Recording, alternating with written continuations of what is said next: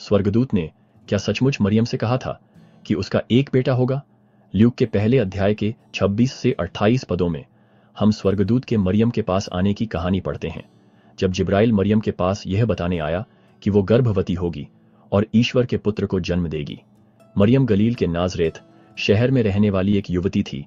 जब स्वर्गदूत उससे मिलने आया, जिब्राइल ने उसका अभिवादन इन शब्दों से किया, नमस्ते, कृपा से भरी हुई, प्रभु तेरे साथ है, तू स्त्रियों में धन्य है।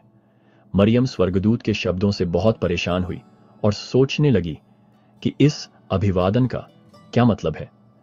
स्वर्गदूत ने उसे आश्वस्त करते हुए कहा, डरो मत मरियम, क्योंकि तुम्हें ईश्वर की कृपा मिली है। उसने उससे कहा कि वह पवित्र आत्मा से गर्भवती होगी और उस बच्चे का नाम यीशु रखा जाएगा।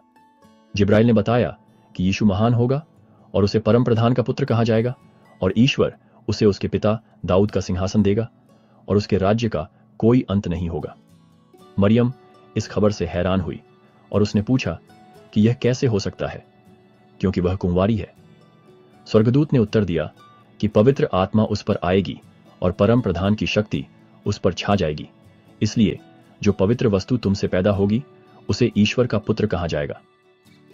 जिब्राइल ने यह भी बताया कि उसकी रिश्तेदार एलिजाबेथ, जो बांझ थी, 6 महीने की गर्भवती है, और मरियम को याद दिलाया कि ईश्वर के लिए कुछ भी असंभव नहीं है। जवाब में मरियम ने नम्रतापूर्वक ईश्वर की योजना को स्वीकार करते हुए कहा, देखो, मैं प्रभु की दासी हूं, तेरे वचन के अनुसार मेरे साथ हो। इसके बाद स्वर्गदूत उसके पास से चला गया। स्वर्गदूत का आना यीशु मसीह के जन्म की कहानी का एक महत्वपूर्ण क्षण है। यह वह क्षण है जब मरियम को पता चला कि उसे ईश्वर ने मसीहा की मां बनने के लिए चुना है। उसकी प्रतिक्रिया ईश्वर की इच्छा में उसकी आज्ञाकारिता और विश्वास को दर्शाती है।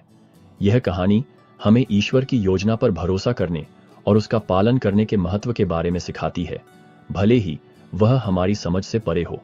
मरियम की ईश्वर की इच्छा को स्वीकार करने की इच्छा हम सभी के लिए विश्वास और नम्रता का उदाहरण है।